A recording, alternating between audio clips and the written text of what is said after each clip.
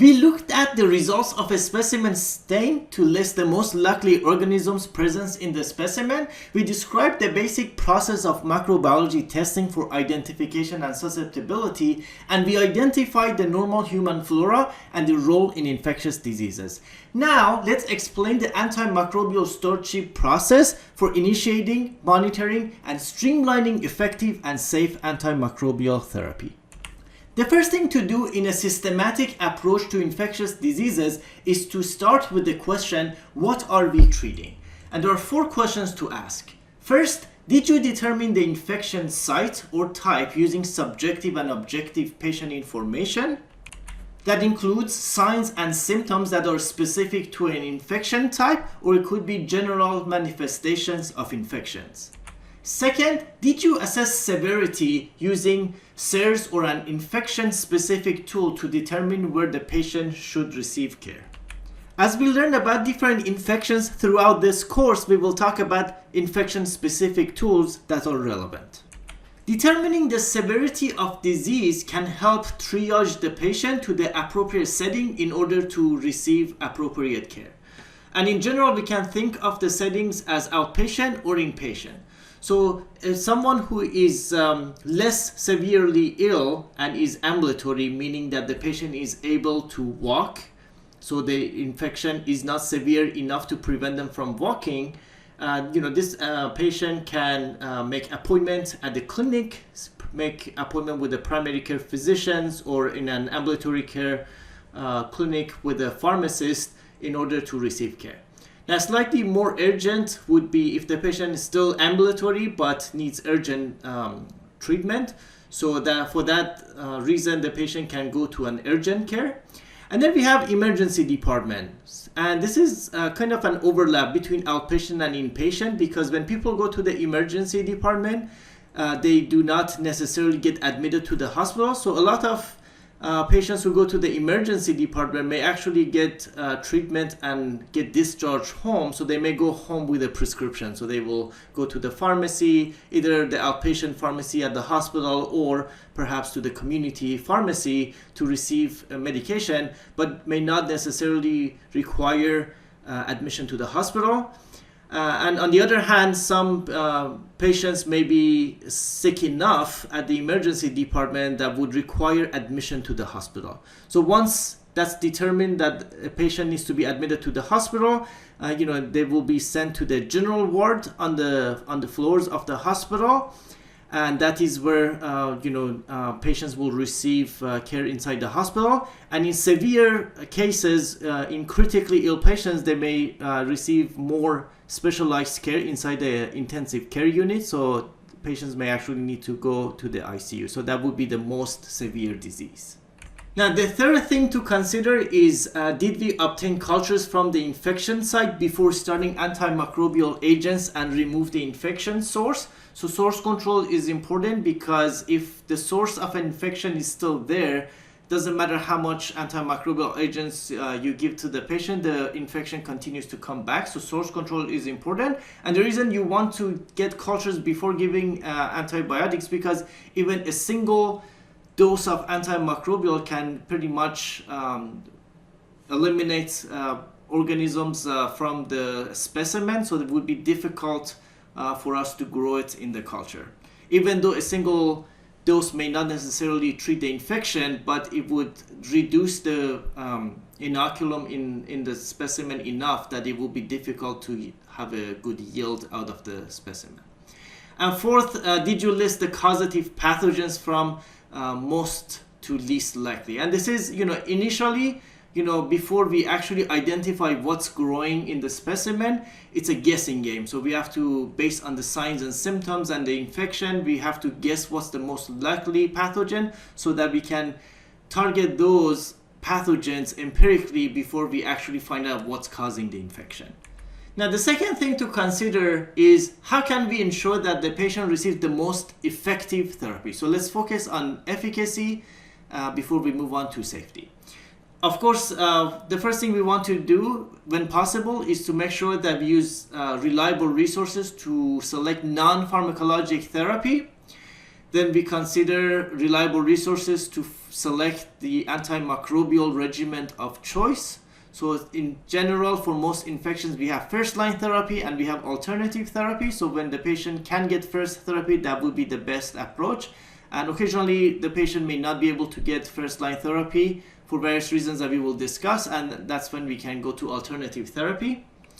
And the next thing to consider, if more than one option is listed, did you use an antibiogram or another reliable source to select a regimen with activity against a high percent of likely causative pathogens listed in checklist item number 4.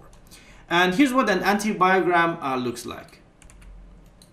So here's an example of the antibiogram from Loma Linda University Medical Center. So here you can see that each row is a different organism. So for example, the first line of organisms is Acinetobacter baumannii.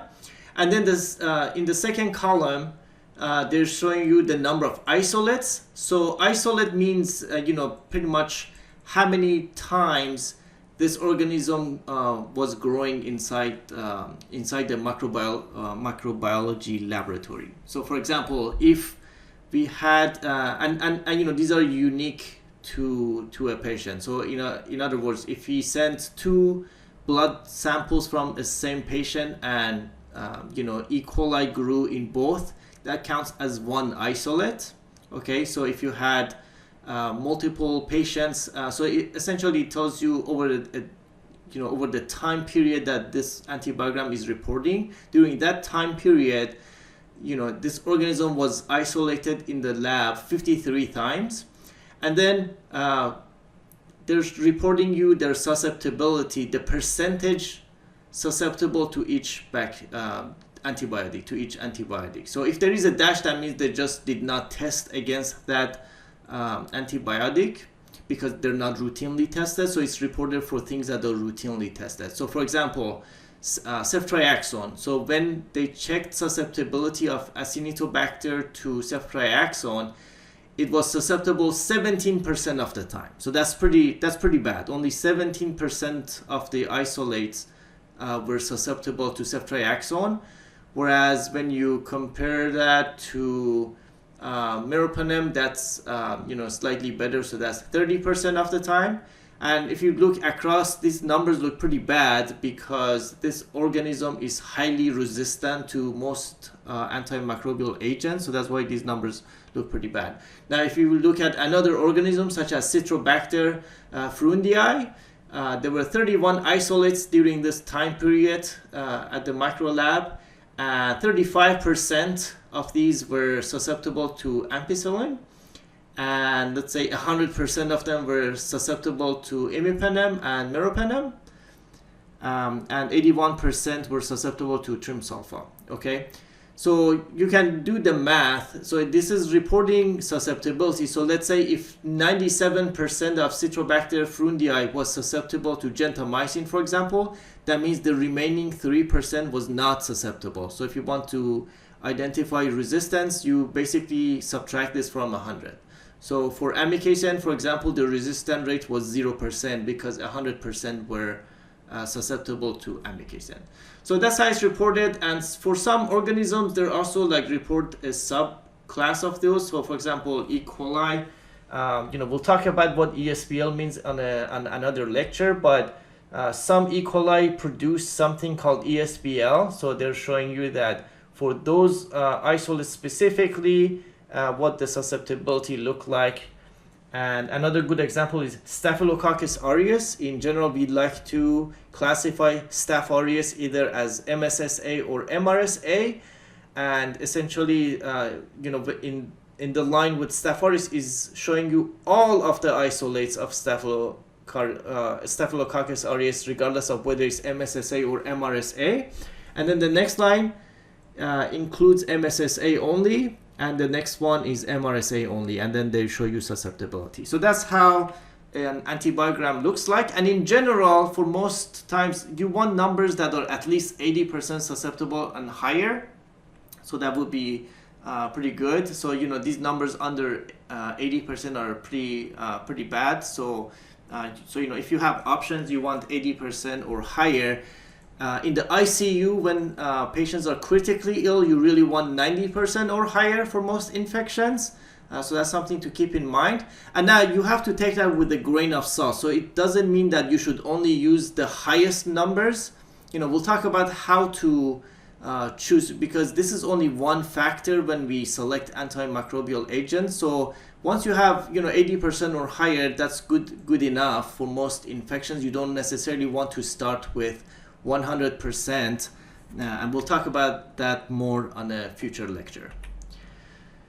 Now, the next thing to consider is, did you consider the active antimicrobial agents with the narrowest spectrum the drug of choice? So in general, we want to avoid broad spectrum and focus on narrowest spectrum possible, and we'll talk about that on a later lecture. And penetration is also important. So depending on the type of infection you're treating, you want to make sure that the antimicrobial agent actually penetrates to the site. And here's what it means. So essentially, in general, we either take antimicrobials orally, so it goes in through the mouth and then it's absorbed and goes into circulation, or it's directly injected into the blood. And there are other routes, but in general, we'll focus on intravenous and oral routes in this course.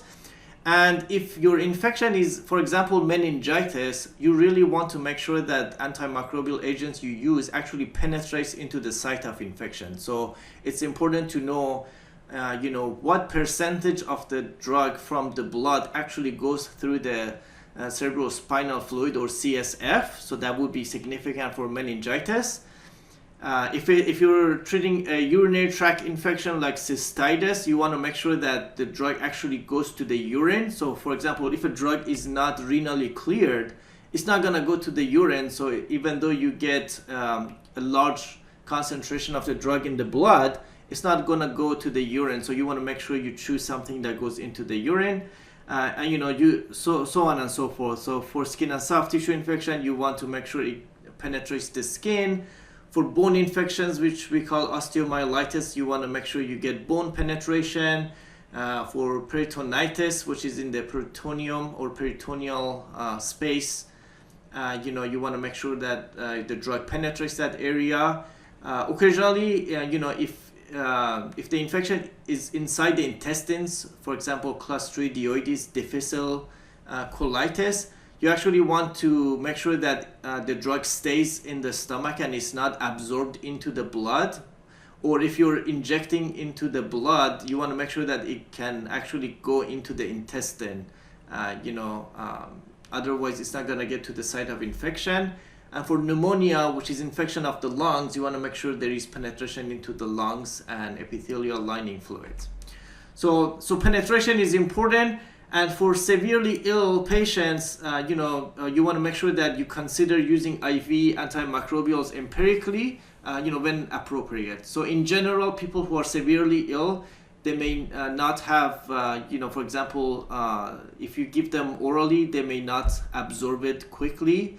Or patients are sick, so they may be vomiting, so you don't want them to vomit the antibiotics out. So IV in general is initially appropriate, and of course within reason. So again, if you're treating C. diff colitis, you want to make sure that an oral route might be a better choice because the infection is inside the intestine. So you have to use these things cautiously. But in general, for most infections, IV is initially appropriate for severely ill patients. And the third thing we want to consider is we want to make sure that it's what we're giving the patient is safe. So for patients with drug allergies, you want to avoid selecting antimicrobial agents that may cause allergic reactions. If a patient is pregnant or of childbearing age, you want to avoid teratogenic agents. You want to evaluate if a patient is at high risk for adverse effects, or if there is contraindications, you want to avoid those in the patient. You always want to check for drug-drug interactions if the patient is taking other medications or over-the-counter agents, including herbals, supplements, etc. For immunocompromised and those with meningitis or endocarditis infections, we want to consider in general bactericidal antimicrobials, Now this is a bit controversial because the evidence for this is not clear, so it's not studied well. But in theory, we think that bactericidal may benefit patients who are immunocompromised or have meningitis or endocarditis. And here's what that means. So essentially, the definition of bacteriostatic means that the agent prevents the growth of bacteria, whereas bactericidal means that it actually kills bacteria. So let's look at this graph, the graph in the middle on bacteriostatic. So here on the x-axis, we're looking at time, so 2 hours, 4 hours, 6 hours, and 8 hours. And on the y-axis, we are looking at cell density measured in colony-forming units, or CFU. So the first line you see is essentially the control, meaning that we have a certain bacteria, and assuming that the conditions are correct for growth, meaning there is food for the bacteria to consume and the temperature and all the conditions of the environment are correct for growth, if you leave it alone, it will grow over time, right? So 2 hours later, 4 hours later, the number of colonies will increase. And if you give antibiotics, it will essentially prevent the growth. So what bacteriostatic means, and some examples include tetracycline, erythromycin, and linezolid. If you give any of these bacteriostatic agents, it will essentially prevent the growth, okay? So it's essentially preventing the growth. Now on the right-hand side, the same thing is done with bactericidal agents. So you can see again the control line. So if you leave it alone, the colony-forming units will increase over time. Now these are bactericidal, then they actually mean that they will drop the number of colonies. So it's not just a flat line. They actually decrease the number of colony-forming units over time, and some of them, more rapidly than others. So, for example, aminoglycosides such as gentamicin are famous for rapidly dropping the number of colony-forming units. So, it actually kills pretty fast, and some of them kill slower. And these are all experimental in vitro. So this is not necessarily inside the patient's body, but inside a test tube where these experiments have been conducted. So the theory is that if somebody is immunocompromised and they don't have the benefit of immune system, this might be dangerous to just prevent the growth because there is no immune system to actually kill it. So you want to rely on bactericidal to kill as many of these before the bacteria kill the patient. Now, this has come under scrutiny because a systematic review of many studies actually found that for the large portion, there is no clinical difference between bacteriostatic and bactericidal agents. So in general, it doesn't matter. However, the studies, there are not good studies looking at this specifically in immunocompromised patients like transplant patients or those with endocarditis and meningitis. So some of these are based on case reports that have shown there may be benefits to bactericidal. So it's a bit controversial. In general, doesn't matter if it's bactericidal or bacteriostatic unless you're dealing with immunocompromised meningitis or endocarditis. And the next thing to consider is, if you have multiple options, you want to choose the most affordable option for the patient. Now, the fourth thing to consider is how can we ensure the patient receives the right dose? So you want to optimize the dose of antimicrobial, and this is important for us as pharmacists. So in general, you may consider a loading dose, if it applies to the antimicrobial agent, and you want to make sure that you use appropriate body weight. So sometimes some agents are dosed based on ideal body weight, sometimes adjusted body weight, and sometimes total body weight. So you want to make sure you are using the correct weight when calculating the dose. And sometimes you need dose adjustments. So depending on renal function and liver function, you may need to adjust the dose based on that. And in severely ill patients, or any time that you have MIC data available, you want to optimize PK/PD. And I'll talk about what that means in a minute. For outpatients, you want to make sure you increase adherence. So in general, it's hard to improve adherence if you give the drug more than twice a day. Ideally, once a day is best for adherence, but twice a day sometimes is difficult to avoid. But anytime you have the option between twice a day and 3 times a day, or worse, 4 times a day, you really want to do twice daily to improve adherence. And of course, always think about duration of therapy. And in general, shorter the duration of therapy, the better, because of adverse effects and unintended consequences of antimicrobial agents. So you want to choose the shortest duration of therapy that's proven to be effective. Now here's PK/PD. So pharmacokinetics in general means what the body does to the drug. So in general, you can think of, once you start giving the drug, the concentration keeps going up.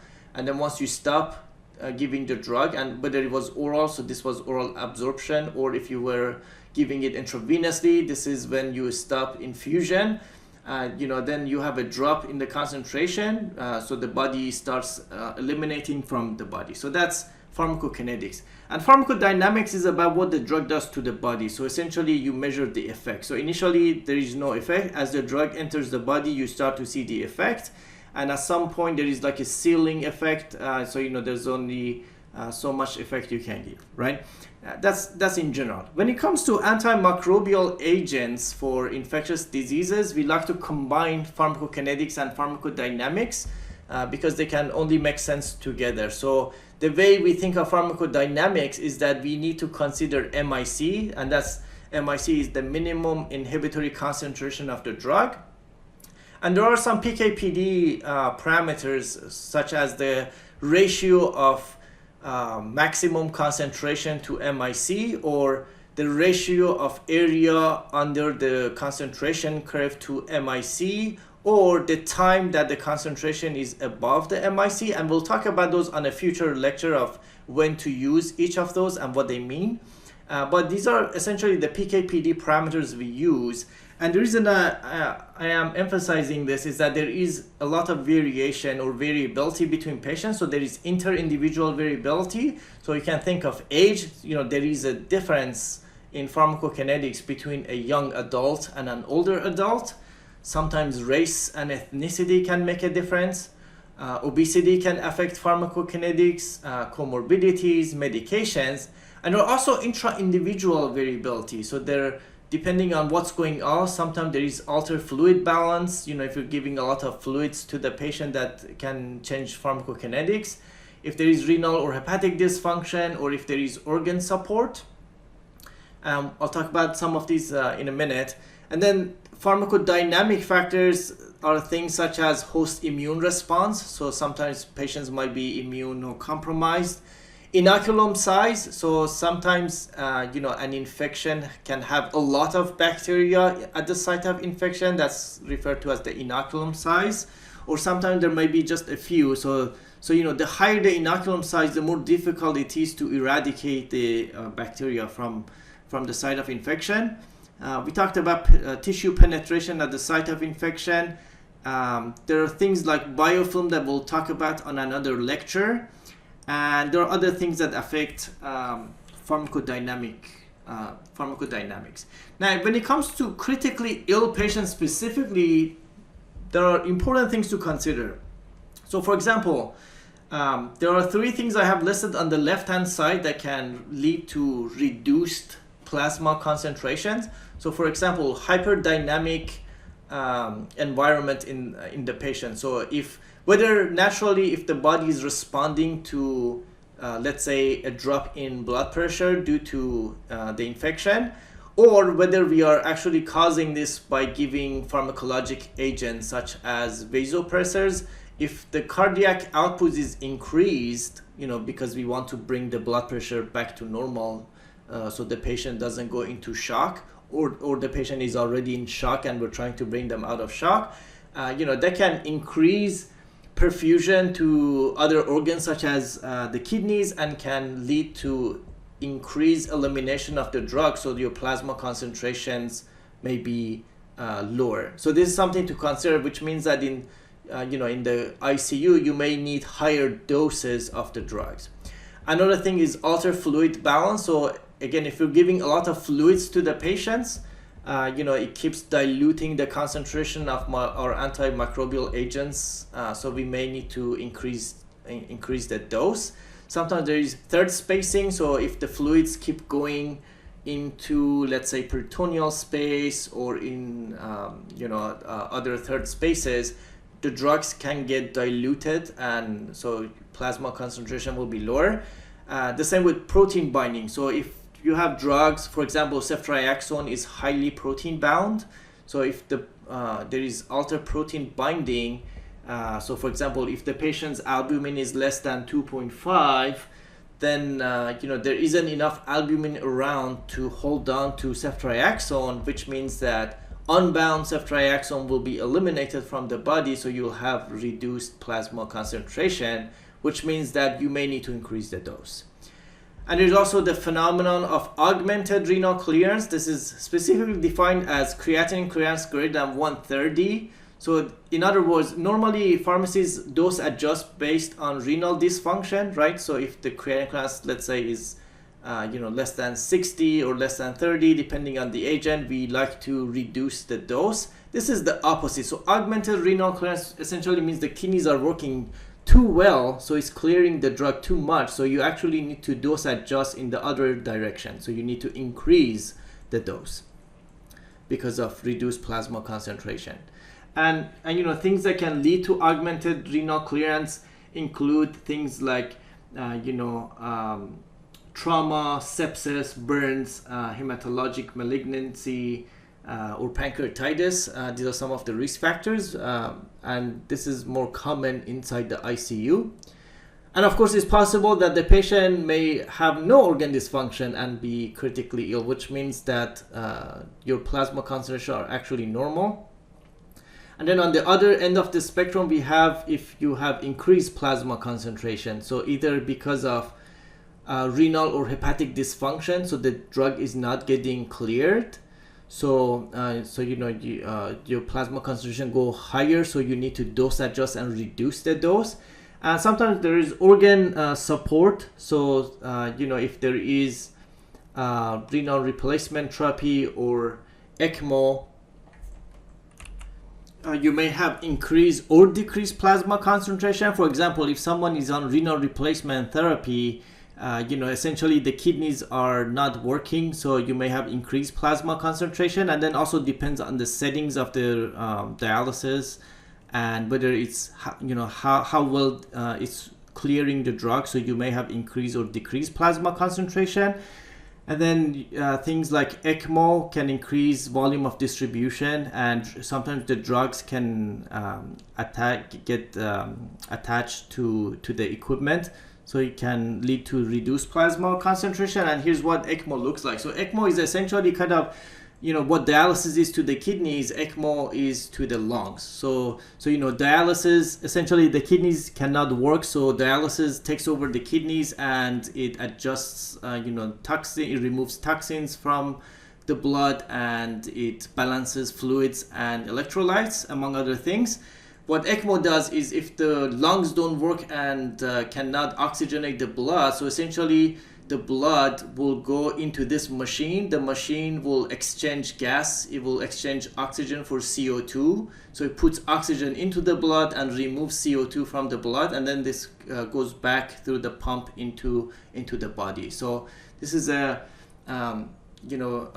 big machine, and as you can imagine, the blood is going through this big machine, so volume of distribution changes, but ultimately drugs can also get stuck in this machine, so that will affect your drug levels or concentrations. And the best thing to do is to do therapeutic drug monitoring to actually when available, because we cannot do therapeutic drug monitoring for every drug. But when available, the best thing to do is to actually measure plasma concentration and see if it's decreased or increased, and make adjustments based on that. For example, a good example is vancomycin, where we can get plasma concentrations, and based on the level, we decide whether we should increase the dose or decrease the dose or leave it untouched. The last thing that we should consider is how can we ensure this works and does not happen again. So we do want to specify how and how often we'll monitor for efficacy and safety. If cultures and susceptibility results have returned, you do want to go back to number 8 and start from number 8 in order to optimize the dose and regimen. And did you recommend immunizations and other preventive measures? So that's important. And lastly, as pharmacists, you do want to provide counseling, not just about the antimicrobial agents, but also about the infection. So what to expect from the infection, how often, what to look for, and what to expect as far as resolution of signs and symptoms, and of course what to expect of antimicrobial agents adverse effect profile, how to take it with food, with water, without food, or and how long to take this. This concludes this presentation.